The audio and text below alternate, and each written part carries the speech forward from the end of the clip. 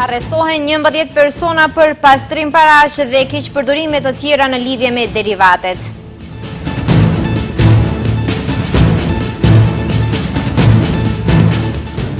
Deputetët miratuan interpelancat e Vesna Damevës dhe 4 antarëve të Këshillit Gjyqësor.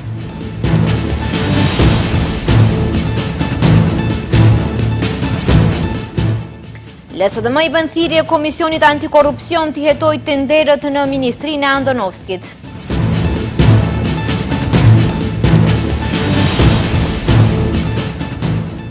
Kryetari i LSDM-s Venko Filip që tha se punonjësit më të drejtë kërkojnë një pakt të denj, ndërsa vëmërosh shpik histori të liga.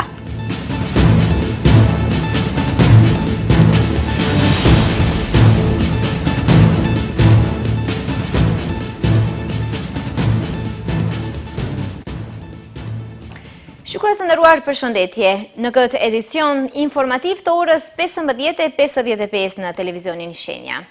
Policia e Maqedonisë së Veriut ka arrestuar 11 persona, të cilët dyshohen se janë të përfshirë në furnizime me shitje të mazutit të dyshimt, që është i dëmshëm për mjedisin jetësor. Në mesin e të arrestuarve janë persona të njohur për opinionin, si Ratko Kapushevski, drejtori general i kompanisë RKM, për tregti dhe energjensa dhe derivatet të naftës, dhe Asmir Jahoski, pronari i kompanisë Pucko Petrol, ish drejtori Adrian Muqa, si dhe ish drejtori i EMV-s Vasko Kovacevski, i cili tashmë ndodhet në Arati. Ministria e Brendshme në koordinim me Prokurorinë Publike për ndjekjet e krimit të organizuar dhe korrupsionit ka kryer një aksion policor ku në bazë të urdhrave të siguruara nga gjykata themelore janë kryer bastisje në disa lokacione në rajonin e Shkupit, Manastirit dhe Kërçovës tek persona juridik dhe fizik në lidhje me kryerjen e veprave penale të lidhura me furnizimet e dyshimta të derivateve.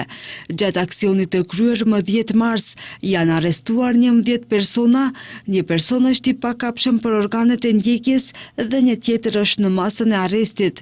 Në mesin e personave që po hetohen është Vasko Kovacevski, i cili është në Arati, biznesmenët Ratko Kapushevski, drejtor general i kompanisë RKM për tregti me energjensa dhe derivate të naftës, dhe Asmir Jahoski, pronari i kompanisë Pucko Petrol. Sipas njoftimit të policisë, deri më tani gjatë bastisjeve janë gjetur dhe sekuestruar dokumente, 5 telefona celular, rreth 1500 copë municion të kalibrit të ndryshëm, 2 pistoleta dhe 3 automjete. Ministria e Punëve të Brendshme i ka dorëzuar prokurorisë themelore publike kallëzim penal kundër 13 personave fizik dhe 1 juridik për keqpërdorim të detyrës dhe kompetencave zyrtare dhe larje parash dhe rendementeve të tjera nga veprimtaria kriminale, edhe atë VK 55 vjeç nga Manastiri, AM 44 vjeç nga Shkupi, NS 61 vjeç nga komuna e Mavrovës dhe Rostushës, EP 52 vjeç nga Shkupi, MN 60 vjeç nga Shkupi, BM 51 vjeç nga Shkupi, RR 48 vjeç nga komuna e Zhelinës, DSJ 43 vjeç nga Kumanova, DS 66 vjeç nga Shkupi, DS 43 vjeç nga Veleci, RK 38 vjeç nga Shkupi, ES 43 vjeç nga Kërçova dhe AJ 40 vjeç nga fshati Plasnic dhe një person juridik nga Shkupi. Ai më tej shtoi se policia do të vazhdojë me ndërmarrjen e aktiviteteve dhe veprimeve të mëtejme policore sipas udhëzimeve të prokurorit kompetent me qëllim sigurimin e dëshmive të tjera lidhur edhe me vepra të tjera penale.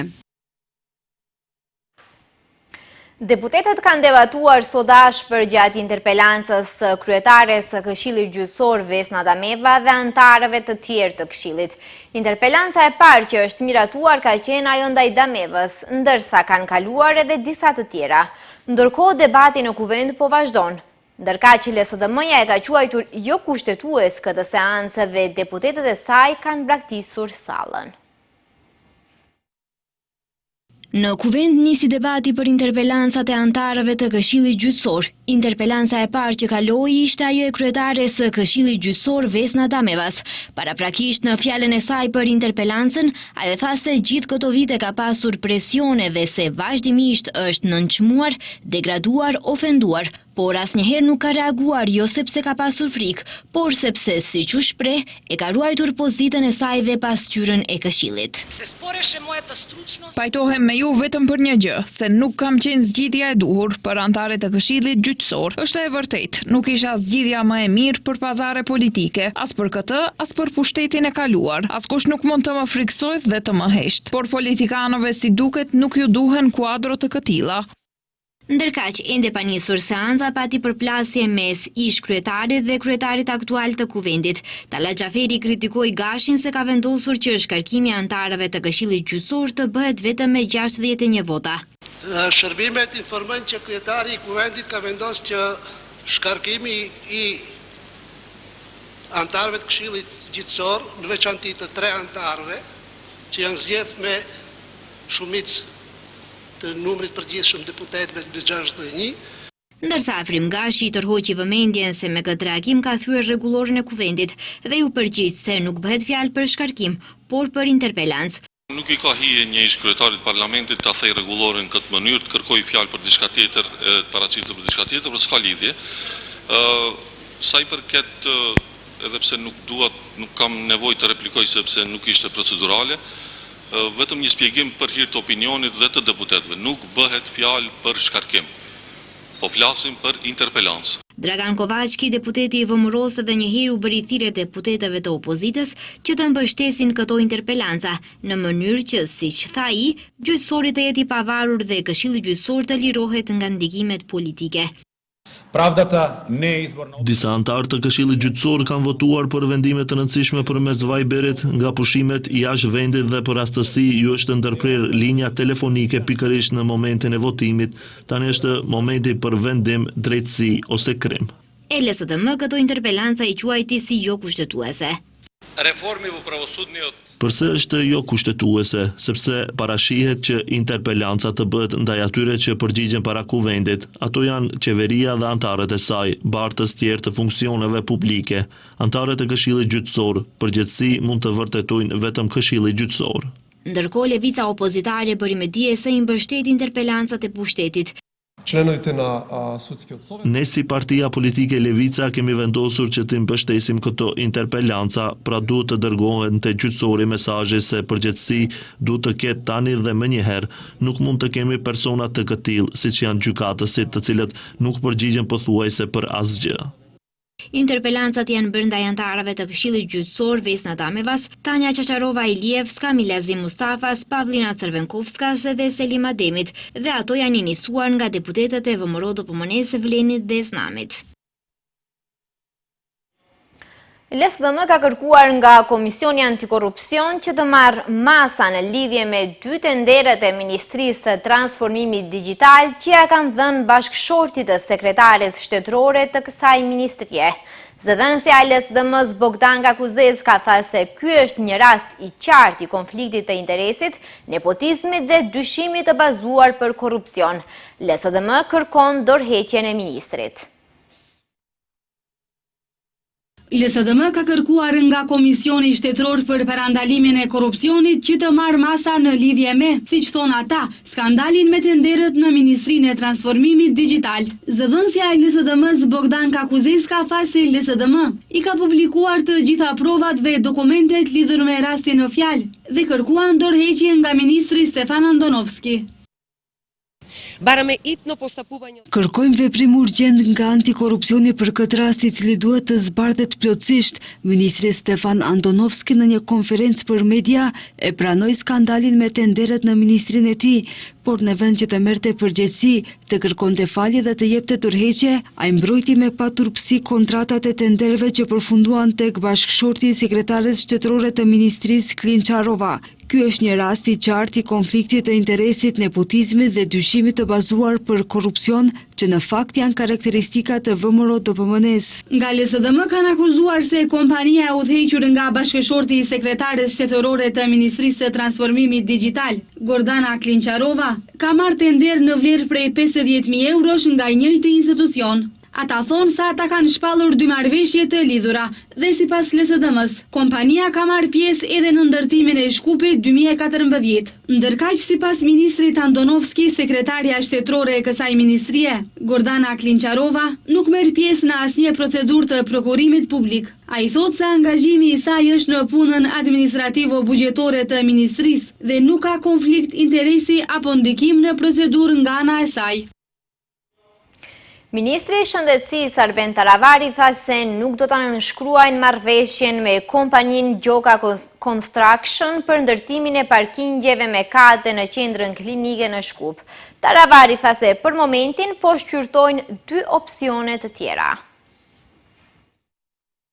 Tenderin me shumë gjasa do të anuloj sepse shoh që ka spekulime të ndryshme, deklaroi ministri i Shëndetësisë Arben Taravari lidhur me projektin për ndërtimin e parkingjeve me kate në qendrën klinike në Shkup, që ishte ndar kompanisë Gjoka Construction. Ai theksoi se momentalisht do ta ndalojnë këtë proces dhe do ta shohin se si do të veprojnë më tutje. Taravari sqaroi se po shqyrtojnë dy zgjidhje.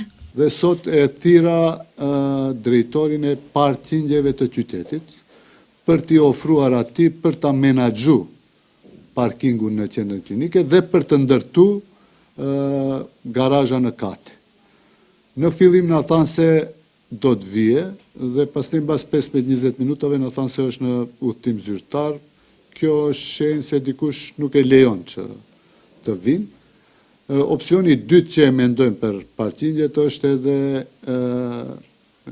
shërbimet e përditshme në qendrën klinike, eventualisht ta menaxhojnë parkingun, po për 2-3 vjet edhe të ndërtojnë garazhan në kate. Javën e kaluar, ministri Taravari tha se operatori privat nga Shqipëria, Gjoka Construction, ishte vetmja kompani që ju përgjigj thirrjes për një partneritet publiko-privat. Nëse e fitonin kontratën, do të duhej të investonte në garazhe në kate, por çmimi i parkingut do të ishte 50 denar për orë, në vend të 30 denar sa është tani. Ndërsa në këmbim do t'i transferoj shtetit vetëm 1% nga të hyrat vjetore. Kryetari i LSDM-s Venko Filipçe tha se punonjësit me të drejtë kërkojnë një pagë më të denjë me të cilën mund të jetojnë, ndërsa VMRO shpik histori të liga për t'i paraqitur ata si të motivuar politikisht. Pas akuzave të njëpasnjëshme të VMRO-s kundër kryetarit të lidhjes së sindikatave, pasi ky i fundit paralajmëroi protesta nëse paga minimale nuk bëhet 500 euro, ka reaguar edhe kryetari i LSDM-s Venko Filipçe. Nëpërmjet një shkrimi në rrjetet sociale, ai u drejtua qytetarëve e veçanërisht, siç thot ai, punonjësve. Momentalisht, VMRO DPMN përdor shpifje të përditshme në konferenca për shtyp për të shmangur përgjegjësinë që t'ju mundsoj juve, punonjësve, paga më të larta. Jemi dëshmitar të një fushate të ndyrë nga VMRO DPMN kundër çdo njeriu që punon ndershëm, fiton dhe meriton një të ardhur të denjë. VMRO DPMN ka problem me ju punonjësit, jo me sindikatën. Filipçe thot se punonjësit me të drejtë kërkojnë një pagë të denjë me të cilën mund të jetojnë, ndërsa VMRO shpiki historitë e liga për t'i paraqitur ata si të motivuar politikisht. VMRO DPMN ka problem me çdo njeri që kërkon të ardhurat të drejta. E drejta dhe e ndershmja është të kërkoni paga më të larta kur qeveria nuk bën asgjë për të parandaluar rritjen e çmimeve në mënyrë të pabesueshme.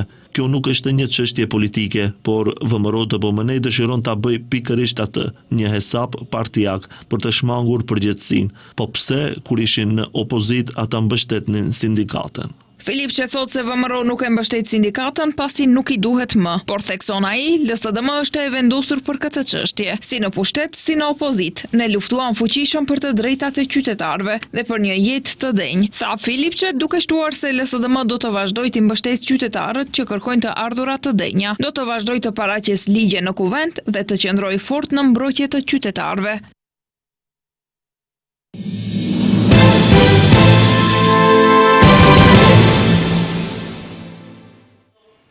Presidentja e Kosovës Vjosa Osmani ka zhvilluar një takim me sekretarin e përgjithshëm të NATO-s Mark Rutte. Pas takimit dyshja mbajti një konferencë për media. Rutte po ashtu do të takohet edhe me kryeministrin e Kosovës Albin Kurti. Ndryshe, sekretari i përgjithshëm i organizatës së Traktatit të Atlantikut Verior Mark Rutte erdhi në Prishtinë për të ofruar garanci se kontingjenti evropian brenda misionit të Aleancës në Kosovë KFOR do të mbetet aty pavarësisht ndonjë lëvizjeje të forcave ushtarake amerikane. Gjithsej 4.686 trupa nga 29 vende të botës shërbejnë aktualisht në Kosovë, në kuadër të misionit paqeruajtës të organizatës së Traktatit të Atlantikut Verior, KFOR. Më shumë se gjysma e forcave janë nga Italia, Shtetet e Bashkuara të Amerikës, Hungaria dhe Turqia. NATO-ja e ka shtuar praninë e saj në Kosovë gjatë vitit 2023, pas rritjes së tensioneve në veriun e banuar me shumicë serbe. Në ndërkohë, në Serbi ka qëndruar djali i Trumpit. Presidenti i Serbisë Aleksandar Vučić e ka pritur në takim Trump Jr. djalin e presidentit të Shteteve të Bashkuara të Amerikës Donald Trump. Vučić i tha se me Trump Jr. folën rreth marrëveshjeve dypalëshe midis Serbisë dhe Shteteve të Bashkuara, por edhe për temat aktuale që formsojnë skenën politike dhe ekonomike globale. Theksova rëndësinë e marrëdhënieve ekonomike dhe politike ndërmjet Serbisë dhe Shteteve të Bashkuara dhe theksova rëndësinë e bashkëpunimit strategjik mes dy vendeve dhe projekteve të përbashkëta në vitet e ardhshme. Ky takim simbolizon angazhimin për forcimin e marrëdhënieve dypalëshe dhe punën së bashku për të adresuar sfidat globale, shkroi Vučići.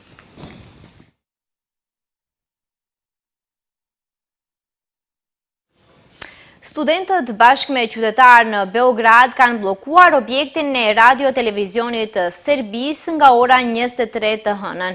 Shkaku i menjëhershëm i blokadës ishte deklarata e një gazetari të RTS-s, i cili gjatë një bisede me presidentin e Serbisë Aleksandar Vučić i quajti studentët turm. Siç kanë paralajmëruar, bllokimi i hyrjes në televizionin publik është bërë për ta çliruar RTS-n. Studentët kanë deklaruar se dalja do të lejohen për të gjithë punonjësit, por askush nuk do të hyjë brenda objektit derisa të çlirohet ky medium.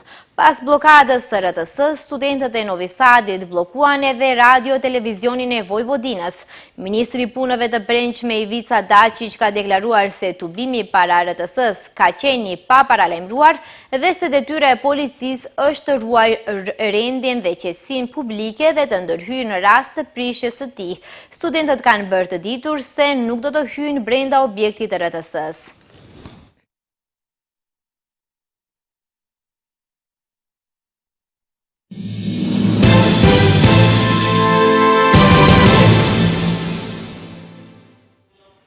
Në spitalet në rripin e Gazës, gjatë 24 orëve të fundit, janë transferuar trupat e pajet të 36 palestinezëve, 32 prej të cilëve janë nxjerrë nga rënojat, transmeton Anadolu. Ministria Palestineze e Shëndetësisë në Gaza tha se 36 trupa të pajet dhe 14 të plagosur kanë përritur në spitale në 24 orët e fundit. Mësohet se 32 prej tyre që kanë humbur jetën janë nxjerrë nga rënojat dhe se 4 prej tyre kanë humbur jetën në sulmet e kryera ditën e fundit.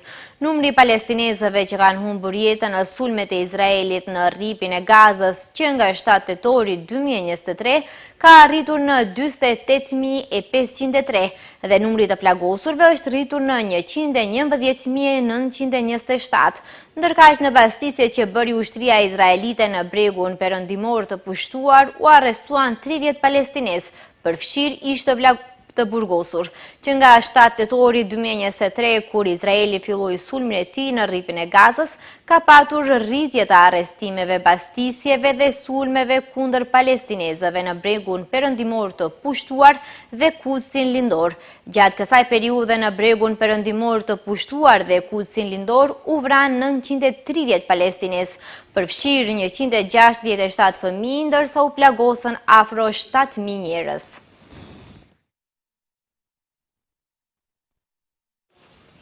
Ukraina kërkon paqen dhe është e gatshme të negociojë për t'i dhënë fund luftës, ka deklaruar udhëheqësi delegacionit Ukrainas Andriy Yermak, njëkohësisht edhe shefi kabinetit të presidentit Ukrainas Volodymyr Zelensky. Ne jemi të gatshëm të bëjmë gjithçka për të arritur paqen, ka thënë Yermak për gazetarët para takimit me homologët amerikanë Arabinë Saudite. Delegacioni Ukrainas përfshin gjithashtu ministrin e jashtëm Andriy Sybiha dhe ministrin e mbrojtjes Rustem Umerov. Ndër negociatorët amerikanë janë sekretari i shtetit Marco Rubio, këshilltari i sigurisë kombëtare Mike Waltz dhe i dërguari i posaçëm Steve Witkoff.